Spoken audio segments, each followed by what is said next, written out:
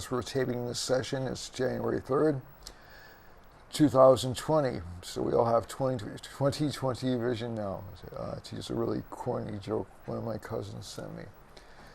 So essentially we have, I'm here to talk with you about Vedic astrology, essentially what's going on in the sky over the next year. And we'll talk about individual signs. We're going to try to change format and give you a little bit of a nicer format, maybe within about a month. I'm hoping I'm going to get a guy who's really good with technical video down in February. So these will be a lot more professional. We may be able to have charts on the screen simultaneously while I'm talking, so I can teach a little bit as well as talk at you. So we have an interesting situation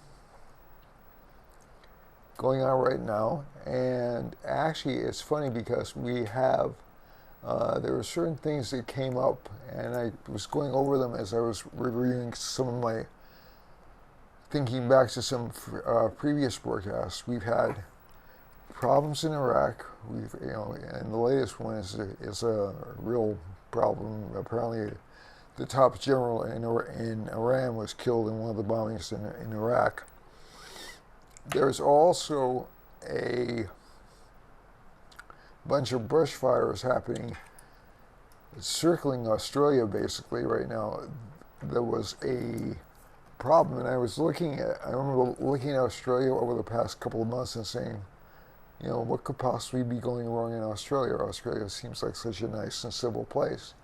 Well, they're experiencing massive brush fires. We also spoke a little bit about earthquakes in California, and I think some of these things showed up in previous broadcasts. So the record has been pretty good in terms of the system I'm using for predicting short-term and longer-term world events. I'm not saying it's infallible. There are certain situations I haven't predicted, which were serious situations, and there are certain situations which I don't think I predicted anything bad that didn't happen, but there were anything that was bad that. I'm trying to think of the right way to put this. I missed one or two bad things. Let's put it that way. Not a lot, though. And I think as we go on and I refine the system myself, the major thing we'll be looking for is, over the next few years, we'll be looking for a better refinement, a better analysis of worldly events as they come forward. This is one of the toughest branches of astrology, by the way. And I'm not saying it because I got a stroke of luck over the past few months. It really is difficult because you have a variety of factors to consider. You have the leadership of the country, you have the birth chart of the country, you have the birth chart of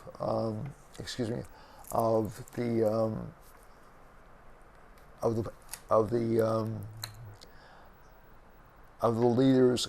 Essentially, there are arguments about when countries were founded. There are certainly arguments about when the United States was founded and how to calculate its major planetary periods. But overall, mundane astrology has a variety of factors with it. And when I say mundane, I mean predicting world events. And I would like to develop more specificity about locations as well. That having been said, we're going to look at the chart for the year over the next few minutes. And what I'm going to do is, the year started on January 1st, right? So now again, this is not everyone's new year. I'm very much aware of that. Some people from other countries that I've engaged in conversations with have gotten very upset that I picked this particular calendar year to do astrology broadcast with or forecast with. But I think the major thing is it's one of the universally recognized dating systems. So everybody across the world knows we're in 2020. So it's a standard reference point. It's a very easy reference point to work from. Other things like Makara Sankranti, which is one of the Indian New Years, is on January 15th or thereabouts. Other New Years happen around October 1st. Other New Years happen around October 31st. Other New Years happen at different points in time. And a lot of cultures use what are called lunar New Years. That is, they use the lunation. So Hebrew culture or Jewish culture uses lunations, and the Chinese use their own particular zodiac. And I'll be discussing that in our next broadcast about Chinese astrology and how that year we're going to enter the year of the rat. And actually, that's not as bad a year as we think. The year of the rat indicates the beginning of a new cycle of life, a new cycle of experience. So essentially, every 12 years, the rat's the lead animal. The boar or the pig, which is the one we just completed, was the end of a cycle. So you'll see new things coming up after February in the chart.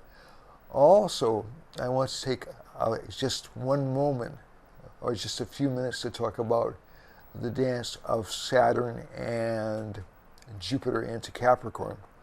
And this is in Indian astrology, not in Western astrology. Saturn enters Capricorn around January 23rd, January 24th. There are certain variable dates for this based upon the adjustment one uses for astrology. So, but I'll pick the 24th because by that time Saturn will clearly be in Capricorn. And around March, Jupiter will enter Capricorn, go in there for a little while, then egress, and then finally go out towards the end of the year. So essentially what's going to happen is you have the two slowest moving planets, at least in the Indian system, if you don't count the lunar nodes, entering Capricorn, which is a very powerful sign. It's a sign of change in astrology overall. It's one of the cardinal signs. So people think about Capricorns and, oh, they're conservative and stuffy and they don't do anything, and that's Western astrology. And they're only interested in money and all this other stuff. And they're very traditional and they're very stodgy and etc. You know, apologies to any Western Capricorns out there and apologies to any Western astrologists who I may be misinterpreting this from. But Capricorn in Eastern astrology, like Libra, like Aries, and like Cancer, is a changing sign. It represents a change of Earth. So essentially, we'll be going from this fire element, which was active this year up until around January of 2020, or the end of January 2020. So Saturn's been in this very fiery element, this very fiery sign. It's a sign that likes to start wars, to be honest. Sagittarius is a very aggressive, very hawkish sign. The only thing that actually I think that's refrained major outbreaks from occurring has been the fact that Saturn's been in it. And Saturn will be out of that sign at the end of the month. There'll be an opportunity for, quote unquote, a conflict to start between roughly February and March when Jupiter enters Capricorn. And Jupiter doesn't do well in Capricorn. It's his least favorite sign. It's a debilitation sign, but it can produce actually really, really good results when it's in Capricorn. Just for an example, in terms of an individual's chart, former President Obama was born with a Jupiter-Capricorn conjunction in his chart. So that's not a bad thing. The Jupiter-Capricorn conjunction is not a bad thing. It's actually good because Saturn actually takes away the debilitation of Jupiter. It makes us calm down a little bit.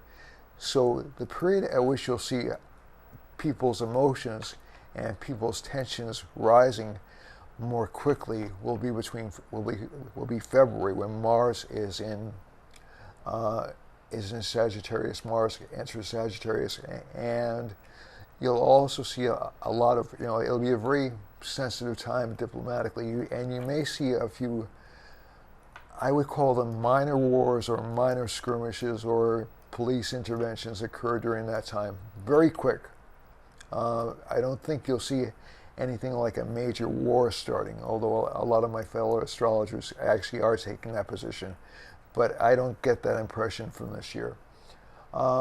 It's the wrong Mahadasha for the United States in particular. If there's a war, the United States will only be involved in a quick strike capability, and it'll be over very, very quickly. The other thing to keep in mind, so if we go back to, let's say, the Gulf War, or not the Gulf War, excuse me, the 9/11 attacks, which put us into war for 18 years in Pakistan and Iraq and other places. You're seeing actually a resolution of those conflicts this coming year. Not an explosion, not an expansion. I do think, this is after the broadcast in which the Iranian general was killed, the top Iranian general was killed. You'll see retaliatory acts for certain, but I'm not sure that's going to lead to a war. As a matter of fact, I'm virtually positive it won't lead to a war. The other thing that is happening, which is very important towards the end of the year, is Rahu and Ketu leaving Gemini and Sagittarius. Now that's been a really kind of a sore point for a lot of people. It's been almost as bad as Saturn being in Sagittarius. And a lot of people who have Gemini and Sagittarius rising or suns will have a lot more luck in relationship life. They'll have a lot more luck in determining their future. They'll have a lot more clarity about their future than they have in several years. So that's good news for them. And you'll also see, I think, overall, a large change in perspective in communications and more focus on financial security and prosperity. The major thing that I'd like to point out, and also we're going to have 6 eclipses this year, is going to be, and most of them are going to be in Gemini and Sagittarius. So it's still going to be a kind of a disruptive year for those signs and for Pisces and Virgo in the Vedic system over the next year. So essentially, just prepare yourself, because although there will be a lot of chances to make changes in your life, it won't be without a certain amount of disruption or agony. And this is going to be particularly true in February. It'll be particularly between January, February, June, July, August, and finally November. So those periods are periods to watch out for major shifts and major disruptions. They'll continue to be what I would call what I call catastrophe opportunities, and what I mean by that is earthquakes, changes in governments, overthrows of governments. I think you're going to see major shifts in several governments across the next year, especially in China. And India just entered a recession. I don't think it'll last very long, but it still will slow down world growth, will have an effect on world growth. And I'm looking at my chart here. Mars is still going over Australia, so those fires probably won't be gone until around March or April, I think, in large part. But there's a lot of Rahu line over Vietnam. And when I say Rahu line, that means the chart where the part of the planet where Rahu is casting a shadow. And essentially, you're going to see, I would say, mass demonstrations or not mass uprisings, but mass demonstrations, especially in Hong Kong and especially even in mainland China. And also in Russia, for that matter. Russia's got some real problems over the next year. Australia does as well, but it's more connected with the fires, and those will eventually die down after peaking in mid-February. The other parts of the world that look prone to violence would be the area north in the United States over Baja California, and also You'll see some problems in Washington, D.C., which is no surprise. We have the entire impeachment hearings going on. I still think, even with new evidence coming in, that Trump will still be allowed to retain his seat as president, but it will be damaging to both parties. This is really not a neat process, and both parties will come out looking bad. The other thing to keep in mind is Spain looks like it's up for some major problems over the next month or so, over the next year. Northern Africa, especially around Algeria, and also down through Central Africa. It looks like the Congo, and I'm trying to look for some of the lines. Europe looks relatively peaceful, but there will be some changes in France. There'll be some changes in leadership. There'll be some demonstrations in leadership in France over the next year. And the other parts of the world that I'm particularly focusing on is Western United States, especially around New Mexico, Colorado, Utah, and also the far western part of South America and central Brazil. Brazil and even Argentina. Argentina looks like it's going to have some problems. Argentina and all the way up through Colombia and Guinea look like they'll be having some problems. The major things that I would look for, and there's a Mars line running close to Iraq, but more so in Syria. Syria looks like it's going to be a mess this year. So keep that in mind. I'm looking for any lines that indicate war with Iraq or Iran, and doesn't look like it. Venus is the only planet running through those lines, so that looks like it'll be, if any action is taken over the killing of the general, it will happen covertly, I think. I don't think it'll be a big demonstration activity. Also, Western Canada looks like it's prone for some negative activity, especially, and I'd also caution people around New Mexico to watch out for fires, those kinds of things.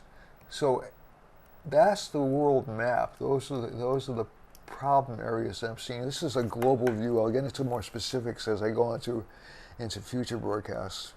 There is also a thing. The numerology of the year is interesting because it's a 4-year. So 4 corresponds to the planet, or to the Graha, or the shadowy planet Rahu. So that means it's a year of change. There'll be panic. A lot of people will be panicking, very upset, very concerned about what the future will bring. I'm not seeing really financial panic, though. Only a short window of opportunity for financial panic, and that's really in February and maybe a little bit in October. Overall, most signs will do relatively well this year, but I'm going to focus a little bit on the individual signs now. So, if we go back to the chart, we have on New Year's Day we had the moon was in Aquarius, aspected by Saturn, so that gives a little bit of a downer to the beginning of the new year. A little bit of pessimism, a little bit of worry that things can't be fixed, and it'll take a lot of people working on them, but everything can be fixed over time. The major problems we're seeing in the chart have to do with Sagittarius, and that is essentially people honoring codes or honoring their commitments. Sagittarius is a hyper-patriotic sign, and while I value country's patriotism, I'm a little bit afraid of it at times. I've seen too much damage done in the name of patriotism, in the name of dogma. I was a history major at one point, and everybody's interpretation of history differs a little bit, but the two great problem areas I've seen have been beliefs, and beliefs not only confine themselves to religion but also to nationalism. So we've been in a hyper-nationalistic state the entire world over the past 3 years. When Saturn goes into Capricorn, it might settle down a little bit. Capricorn's in its own sign, but it'll also mean more dictatorships cropping up around the world, unfortunately. So it's really not a freedom-loving sign, but there will be more attention to the needs of poor people. So that's a positive thing. The other thing is, as you go through different signs, so let's start with Aries. Aries is, again, we're talking about the 15th of the month. April 15th to May 15th is Aries. May 15th to June 15th is Taurus, etc., etc. Aries is going to have an interesting year. A lot of financial gains, but they'll fluctuate a bit. And also a lot more career success. Career life will actually be quite of a boon for them. However, they will have variable luck. So they'll see their fortunes go up and down. And they'll have to please a variety of different bosses. But overall, I think you'll see it'll be a good year for Aries. Some relationship issues, though, still pop up for this sign over the next few months. Taurus is very lucky this year. It'll have a lot more financial growth. It'll have a lot more financial activity. Relationship life, again, for this sign will be a little bit uneven. There'll be a lot of fighting, a lot of arguing, a lot of even sneakiness on the part of relationship partners. So again, don't be worried that your relationship partner is cheating on you or anything like that, but be a little careful about money and arguing and getting into disagreements. But career life, it looks absolutely fantastic. There will be some financial gains to relationship partners as well, so that looks good for the coming year. And Venus will be retrograde in Taurus in May. So that should be a month in which people who have a Taurus sun or a Taurus rising sign or a Taurus moon should actually do quite well. Gemini has had a very difficult few years. Its major difficulty will end in around the beginning of February, but it will still have some difficulty because relationship life will be a little bit unsettled. They'll be attracted to people they're really not certain about relationship-wise. Career life looks good. Career life, as a matter of fact, they'll change employers. They'll actually have a chance to change locations. They'll get a lot of fame and recognition and a lot of money for career. So that actually looks good. But relationship life still looks a little bit iffy, and they'll be a little bit uncertain about who they want to get involved with, especially after February. And that'll be resolved towards the end of the year. We're talking about October or so. In terms of Cancer, Cancer in this chart looks really, really good. It'll be a good year for relationships for them, good year for business partnerships, good year for financial gains. The only problem for Cancer is they'll have to watch out for illnesses. There'll be a tendency to make themselves do too much, strive for too much.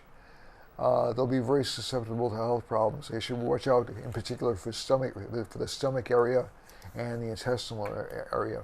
But overall, other than that, it looks like a fairly good year for this sign. Very competitive year for this sign. Leo, it looks fairly good. The sun is afflicted as we look at the chart for the year, but it's still pretty powerful. It'll give a lot of focus, a lot of energy to the sign. It'll help it to actually make breakthroughs in career matters and in terms of luck over the next few months. So that'll be very good for it. And it'll have a lot more zest. But again, relationship life looks to be a little bit troubled. A lot of arguments at home. And we'll finally come to an end of that when we pass Libra and Scorpio. Essentially, Virgo has a lot of courage, a lot of ambition, some problems with home. Home will seem to be a little bit either restrictive or not conducive to happiness. They'll be anxious to get out and do things and see things. There is a possibility of love affair or romantic involvement for these signs over the next few months, and even a possibility of change of relationship status. So they might go from one relationship to another relationship during this year. or else they may acquire new business partnerships. So relationships are also business. Libra looks good. A lot of focus on money, a lot of focus on courage, on breaking through to get what they really want out of life, and a lot of aggression, a lot of luck for this sign. Home life will actually be relatively calm, although there will be arguments about money. And in terms of career, there'll be some shifts or turnabouts in career, and this individual will have a more competitive career life over the next few months. For Scorpio, Scorpio has Mars in the first house. That's an excellent placement for it. Mars is in its own sign in Scorpio. It'll make it a fighting planet this year. It'll have a lot of financial issues, though, unfortunately, but those will be resolved pretty quickly as planets leave Sagittarius over the month. And you'll see a lot of happiness for people in this sign. They'll actually have better relationship life. They'll actually be more diplomatic than they normally are. They'll have a lot more fun than they normally do. It's going to be a good year for Scorpio. Sagittarius still has a couple of planets in the first house. That's going to go away really around August or September, and Jupiter will be in the first house. So the first half of the year will be a little bit rough, especially the first 2 months. After that, you'll see a large transition for this sign, and you'll see increased financial success, increased romantic success, increased relationship success, especially towards the end of the year, and business success. Capricorn, Venus is in the first house. Great. And it's the best possible planet for Capricorn, but it also has a whole bunch of planets in the 12th house, which is a house of loss of sleep. So it can give sleep-related disorders. It can also give problems with expenses. And I think you'll also see this sign unwilling to change, unwilling to move, unwilling to take risks, although it'll be very competitive and very aggressive. Some increase in property assets, though, from the chart. Aquarius looks very good this year. Aquarius has Venus in the 12th house, which is actually a good placement. Can give romantic involvements, but it can also give the ability to save money. Mars is in the 10th house, great for career life. You'll have a bunch of planets in the 11th house. Money will come in through unexpected or unforeseen means, but this particular house will be having a lot more responsibility thrown on it career-wise over the next 12 months than usual. But promotional opportunities abound in the fall, and you'll see actually this year will end up very well for Aquarius. Pisces has a lot of career focus, a lot of career activity, a lot of financial gains. Relationship life is a little bit iffy because they'll be confused by a relationship partner. A relationship partner will be a little bit difficult to deal with. But overall, not a bad year. This sign will want to move. It will want to change location or go somewhere else, or maybe even go to a foreign country this year. But overall, it'll have a large exploratory spirit. Pisces will actually do quite well over the next few months. Overall, it won't be as disruptive a year as 2019, but there will be finally changes for people in their lives that they've been building towards for a few years. All right, that's it for me for this week. I'm hoping to do some format changes over the next month or so, not right away. And I look forward to having a happy new year, and namaste.